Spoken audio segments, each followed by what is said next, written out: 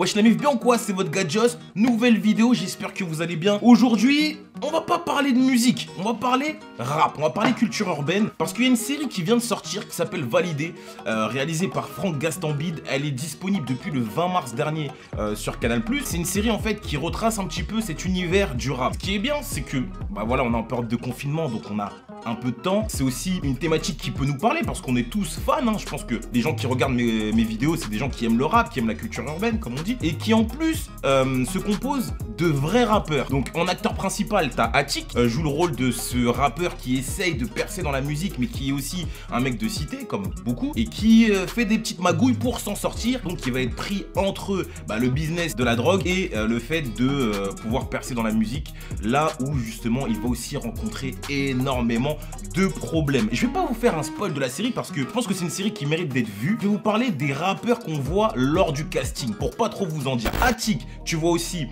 Hakim Gemini qui est pas rappeur mais qui est humoriste qu'on connaît. On voit aussi donc Brahim Boulel qui est lui aussi un humoriste qu'on connaît.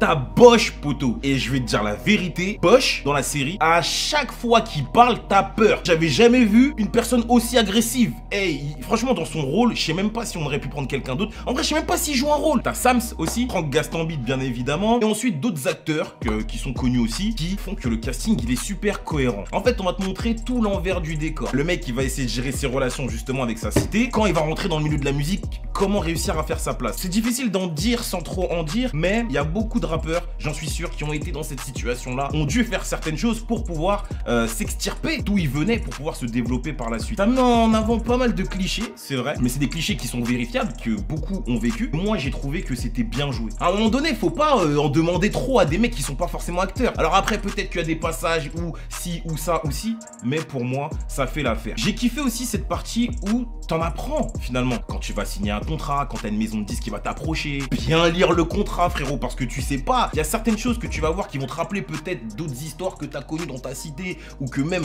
dans le rap, dans cette série-là. Ils sont un petit peu inspirés du Clash, tu vois. De loin, sûrement, mais du Clash Boubacaris. Dites-moi si je me trompe. Et je suis désolé de pas en dire trop, mais m'en voulez pas parce que si je vous en dis trop, je vous spoil le truc. Dans le déroulé de l'histoire, je trouve que ça va un peu vite parfois. Ils ont pas assez montré le processus des fois de création, ou ils montrent pas assez comment l'évolution elle se fait. Après tu me diras, c'est une série qui est assez courte, il y a pas beaucoup d'épisodes, il y en a 10 qui font 30 minutes, donc faut réussir à tout mettre. Mais du coup, ça te donne la sensation que des fois, il y a des trucs qui font que ouais, ça va vite quand même, tu vois. Mais pour moi, ça reste quand même bien. Le jeu d'acteur, franchement pour certains, il est vraiment lourd. C'est une série qui retrace le rap game avec des vrais rappeurs, d'autres rappeurs, tu vois, mais je vais pas te les citer. C'est la première fois limite, donc rien que pour ça, moi je salue l'initiative. Ça fait plaisir. Le réalisateur, malgré qu'il y ait certains clichés, il a plutôt bien retranscrit le truc, tu vois. Ou en tout cas, ça a été validé par les rappeurs qui sont dans le game, qui sont dedans et qui sont dans la série, tu vois. Il y a beaucoup de personnes qui m'ont dit ouais, j'ai regardé le premier épisode, j'ai pas kiffé, je me suis arrêté là. Allez au bout, c'est rapide, on est en confinement. Si vous avez ce temps-là, regardez et franchement, vous serez pas déçus. Ce qu'on va faire, c'est qu'on va regarder vos avis. J'ai sélectionné des avis où on spoil pas trop parce que justement, sinon c'est relou et j'ai pas envie de spoil. Épisode 5 pour l'instant, c'est vraiment lourd. Je regarde avec mon daron, il kiffe à mort alors qu'il connaît rien au rap. Je suis sûr il comprend pas la moitié MDR. Tu vois, en vrai, c'est une série qui peut parler à tout le monde. Le Saphir, la meilleure série que j'ai vue.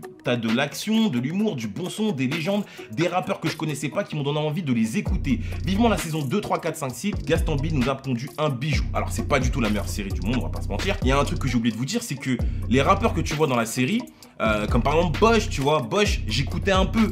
Mais depuis que j'ai regardé la série, je me suis beaucoup plus intéressé à sa discographie. Ça donne de l'expo aux mecs et ça leur permet aussi de diffuser leur musique. Donc franchement très cool, pareil pour Attic. Furlax, casting incroyable, je suis totalement d'accord avec ça. J'ai trouvé la timeline de la série hyper floue. On sait pas du tout sur combien de temps ça se passe, mais sinon c'est une série sympa avec de bons acteurs et tout. Je suis totalement d'accord avec toi. Ça fait partie justement des critiques que je pourrais émettre. La timeline elle est trop floue. Empire, bas de gamme à la française, c'est un peu trop rushé.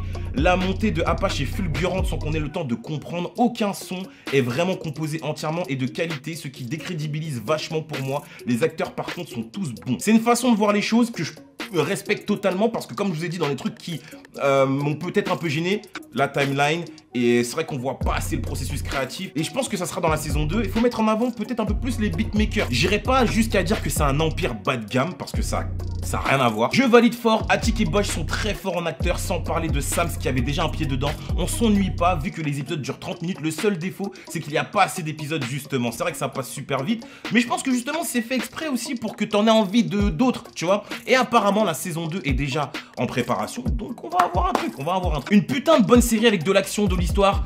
On évolue et on voit la situation du personnage à chaque épisode. Franchement, j'aime trop, surtout Carnage. Je sais pas pourquoi, trop sale. Carnage, c'est un des rappeurs, c'est Bosch. Les gens, ils ont l'air d'être plutôt convaincus. Il y a bien évidemment une partie qui n'aime pas, qui valide pas. Il y a beaucoup de gens qui se sont arrêtés au premier épisode. Il y a beaucoup de gens qui disent que c'est surjoué. Il y a beaucoup de gens qui aiment pas, tout simplement, tu vois. Moi, je vous donne un avis sincère. Vraiment, la série, elle est bien. Elle est bien construite. Elle est bien réalisée. Peut-être que parfois, il y a des jeux de scène qui sont pas ouf, mais en vrai de vrai, c'est pas des acteurs. Et encore, je te dis ça, mais t'attends pas à voir des trucs catastrophiques. C'est bien, c'est bien. C'est si tu veux chercher la petite bête. Il y a des rappeurs, il y a de la scène. C'est notre univers. Tu vois les dessous, tu t'apprends des choses. Il y a de l'action, il y a du suspense, il y a du rebondissement. La fin, elle est incroyable. Donc vraiment, on est en période de confinement. Les gars, si vous avez du temps, regardez cette série et je pense que vous allez kiffer. En tout cas, pour les personnes qui l'ont vue ou qui iront la regarder, revenez sur cette vidéo et donnez-moi votre avis. S'il vous plaît, ne spoilez pas dans les commentaires. Vous avez vu, moi, j'essaie de rien dire. Donc respectez ceux qui n'ont pas regardé. Il y en a qui n'ont pas vu. Laissez-les regarder, pas de spoil. Si toi t'as vu, tu connais l'histoire, viens me parler sur Twitter, en DM, etc. Mais faites pas les malins à mettre le truc, tu vois, c'est pas cool. Ok, donc voilà, moi j'ai kiffé. Gros shout-out à tout le casting, à la réalisation. Et un grand bravo, vivement la saison 2. Si vous avez kiffé cette vidéo, laissez-moi un maximum de pouces bleus. Rejoignez-moi sur les réseaux sociaux. Payday est toujours disponible. Et je suis en live quasiment un soir sur deux sur Instagram. Donc venez sur mon Insta, c'est là que tout se passe. En plus, vous avez tous Insta, alors arrêtez de faire les mythos. Après cette vidéo, je veux que tout le monde me suive sur Insta. Comme ça, on est ensemble sur Instagram. Je suis plus actif dessus. Je peux pas mettre des vidéos YouTube tous les jours. Donc sur Insta, par contre, c'est plus facile, tu vois. Et tous ceux qui viennent ce soir sur Insta et qui viennent me parler, je réponds à vos DM. Je réponds aux gens. Donc voilà. Prenez soin de vous. Je vous dis à très vite. C'était votre gars Joss. See you next time, guys. Bon confinement. Et peace out. Ciao.